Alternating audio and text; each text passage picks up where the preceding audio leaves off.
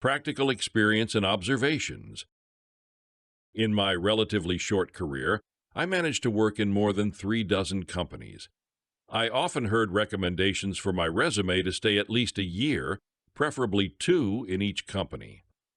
However, it so happened that I simply couldn't stay in one place for that long. Sometimes financial needs forced me to change jobs, other times it was a simple lack of interest in my duties. I quickly got bored of doing the same thing, and as soon as the rules of the game became clear, I moved on. I also often didn't stay because I had no desire to play corporate political games, which are often essential for survival and career success. As a result, I can be considered a record holder for the number of job changes. Well, that's the way it is. My restlessness allowed me to gain a large amount of practical experience, or insight as it's now trendy to say, and to understand the psychology of business through comparing different interactions with people. With extensive business practice over time, I understood why revolutionary technological solutions are not created in companies that do not specialize in them.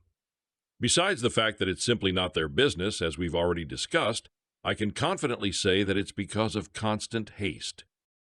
Management sets goals, other leaders formulate tasks, and still others are in a constant rush, barely managing to deal with urgent issues.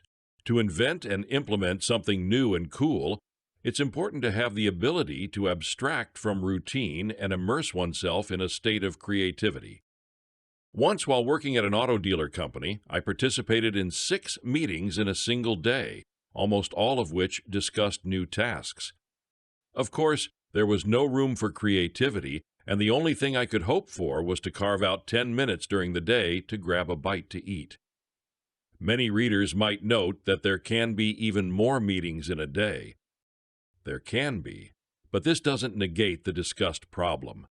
Operational activities and a total lack of time kill any prospects for innovation at the root.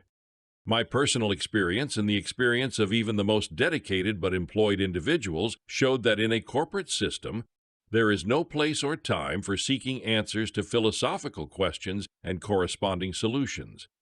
As we understood, this is the domain of enthusiasts inclined towards thankless and often unsuccessful experiments.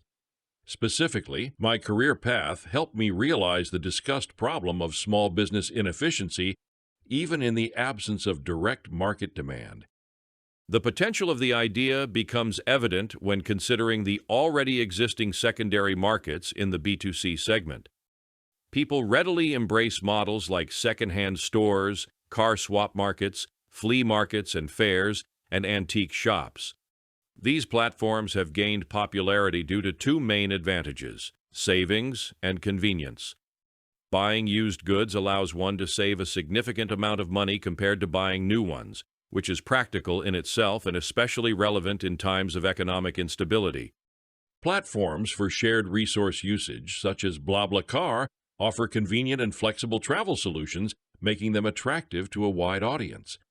Savings and convenience become key factors driving the growth and development of secondary markets.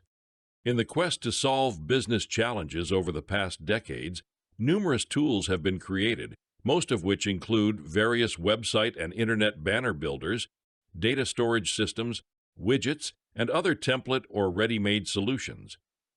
Society is moving towards simplifying the means of achieving goals by creating and constantly improving various new tools. The era of neural networks has arrived, but this does not mean they will replace all the aforementioned inventions. However, like those inventions, they are designed to minimize the process of implementing our tasks and maximize the effectiveness of the results achieved. Prospects for implementing the idea. Just as the world of science needs new technologies, so does the business world. The increase in the number of entrepreneurs in our time, along with trade niches and markets, has led to excessive competition in all these aspects. Consequently, the need for advertising promotion for each market participant has grown significantly, as supply now almost matches demand and even begins to exceed it. This means that someone will have to lose their market share, which we have observed in recent years. The world strives for balance, where the strongest or the smartest survive. Of course, this likely does not apply to outstanding unique businesses, but it certainly applies to representatives of mass segments. 20 years ago, my small hometown had only 3 car dealers. Today, there are 26, along with various trade-in centers and online services for finding the best deals, including from other regions and even countries. Supply generates demand, that's true. However, with the increase in the number of market players and the logical reduction of their market shares, the uniqueness of each in the eyes of consumers becomes diluted. Today, more than ever, you need individuality, which means positioning, image, and regular advertising. Here I propose to consider the topic of growing associated costs. To prepare an advertising campaign, you generally need to develop a key image, complement it with creative text, and plan where it will be shown to potential buyers. In addition to the cost of hiring a marketer to organize all this, you will need to develop an image, work of an artist, graphic designer, to produce advertising media, e.g. street banners, to rent advertising spaces for placing your ads. How to reduce costs at these stages was thought of more than 10 years ago and is already described above.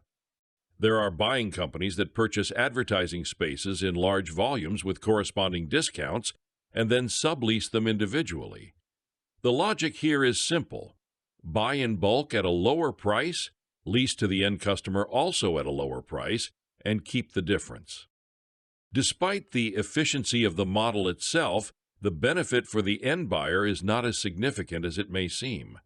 This is due to the number of intermediaries in the interaction chain, where the role of the middleman often negates the purpose of such savings due to additional bureaucracy and increased response times. After all, time is money, right? Today, we need tools that provide tangible benefits without complicating communication. For greater efficiency, something more radical in terms of business model and more direct in terms of interaction chain is required. Secondary or shared usage might compromise the level of originality and self-identity, which today is not a significant issue. The concept of originality itself has lost relevance in the era of neural networks and such strong advertising noise, wouldn't you agree? Yes, we will have to sacrifice it, but we already do this by using constructors and other template applications like Canva, Tilda, and newer, lesser-known analogs. A good example here is the creation of advertising materials for promotion, say on social networks. An absolutely typical marketing task for any business, the solution to which might look like this. We find like-minded individuals. This is not difficult in dealer networks, where there are hundreds of dealers with the same tasks and design standards. We determine the types, formats, and advertising messages. We choose a good contractor for producing materials. And voila! Elementary school math comes into play, showing the multiple benefits for each participant in such cooperation. Importantly, this includes the contractor, who in addition to a good one-time volume of work, receives potential new orders in the future due to the saved advertising budgets. Thus, all participants benefit, and contributions are made to several industries, clients and contractors alike. Essentially, we reduce the average cost for each, thereby increasing the likelihood and frequency of requests to service providers. We increase the level of demand in the advertising market. In both cases, this contributes to the survival and development of businesses without harming the participants, as they operate in different territories and have different markets. Harmony. As mentioned earlier, the only condition everyone needs to be prepared for is the lack of claims to originality of the resulting product. Yes, the same advertising images will not only be yours, but also used by many others. However, don't we see the same thing now with federal advertising for car brands, where dealers are forced to use identical images in their ads? Even outside the examples of dealer networks with unified image styles, this concept has a right to exist. A small shop in Des Moines sells the same things as a similar one in Chattanooga. They join forces and create a shared cool advertisement with different names and contacts, adapting it to their needs. It doesn't matter that there's a shop somewhere else with the same advertisement because it's far away and different people, not your customers, will see it. What matters is that the advertisement is good and much more affordable than it could have been. Analogies, in my opinion, are the simplest way to convey the idea from my perspective. In this case, I think the following comparisons are relevant. Let's refer again to examples from B2C. In life, when people plan their budget, they often buy cars from the secondary market. The secondary market has become so popular that it surpasses the new car market by several times. But if people already have a well-established life and enough money to fully enjoy it, they are more likely to buy an expensive new car for reasons of aesthetics, healthy natural egoism, better service when buying, and the flexibility of their preferences. They want the option to choose all the settings, colors, materials, and configurations of the car because they don't need to sacrifice anything, acting to their detriment. They want service. The same applies to marketing, in my opinion. When you are a small or just a company with many basic needs, there is no point in creating high art masterpieces and spending efforts, money, and time on it. Your strategy is to quickly create hypotheses, creatives, test them, conduct A/B testing, make adjustments, and constantly move without standing still. Conversely, if you are already a large company with branches, headquarters, and your own research centers, you invent, impress, and inspire your target audiences and even competitors, patent all your trademarks and ideas, and change trends because you already have the resources for it. You realize it and want to engage in creativity. Because the survival stage is behind you, you create. All I want to say is that marketing is merely a matter of the company's life stage. If you are still growing, take and use ready-made solutions without worrying about ideological concerns.